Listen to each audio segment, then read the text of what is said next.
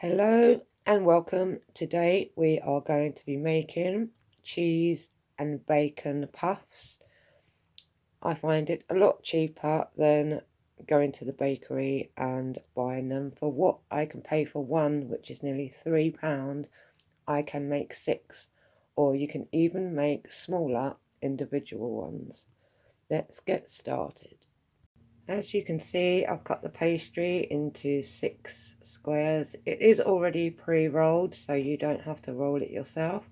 You can always make the squares smaller if you want bite-sized pieces for children, for parties and things.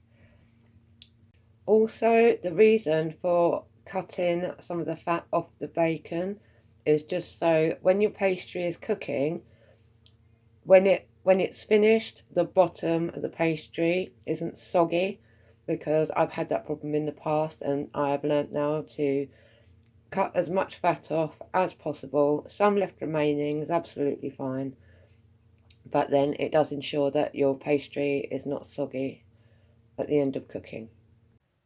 I have layered the bacon on, and so the cheese can go on top, because once before I done it the wrong way round and I put cheese at the bottom and ended up with the result of having like too much fat on the bacon, as where the bottom, well, went extremely soggy.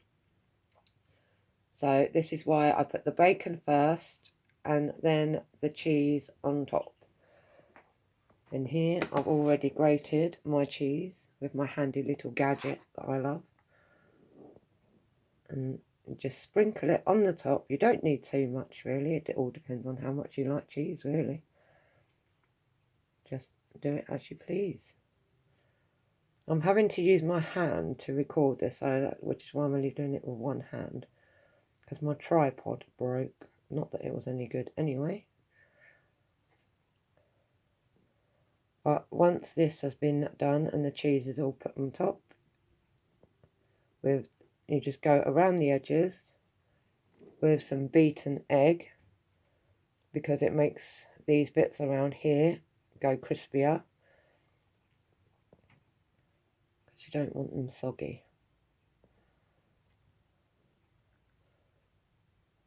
And I shall do that in a moment.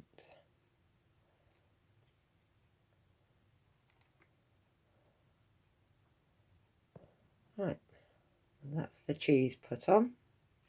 I'm going to show you now what I do with the egg. Excuse me, I'm having to use my finger because I had an accident with my pastry brush. I managed to melt it. I'm not the most sensible when it comes down to cooking. Anything can absolutely happen, and has done. But I'll just quickly show you. And now all you need to do is cross it over. And once it's crossed over, you just get some more egg and just put it all over the top. And you repeat that process with the rest of what you're making. And then, so now they're all wrapped up in their little parcel package. I should have said beforehand to preheat your oven. If you're electric, it's 200. If you are gas, it's number 6.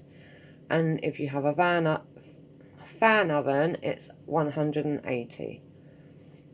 And it takes at least 15 to 20 minutes. Once it's all puffed up and golden brown, then they're definitely done. Check the bottom just to make sure they're not soggy, because you may need to turn it down a little bit and then just keep them in for a few more minutes.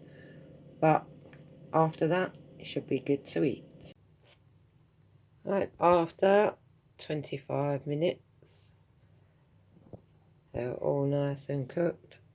It looks darker. They look darker than what they actually are. That's due to the fact that I've got bad lighting in my kitchen.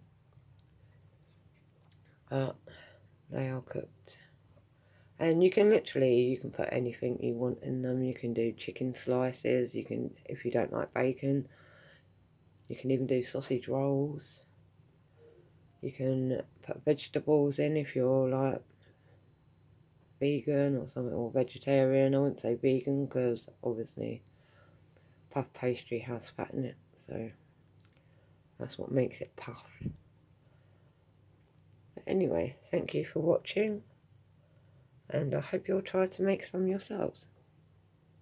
Happy cooking.